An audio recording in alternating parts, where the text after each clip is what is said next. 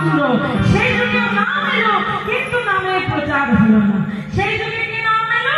সেই যুগে নাম হলো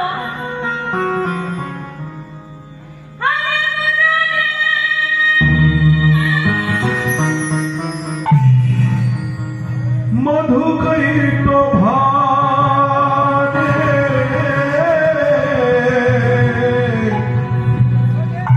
গোপাল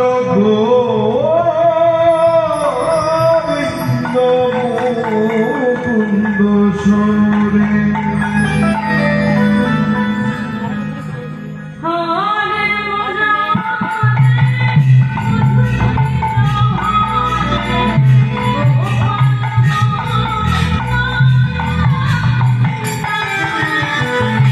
হরে মুরারে মধুকৈত ভারে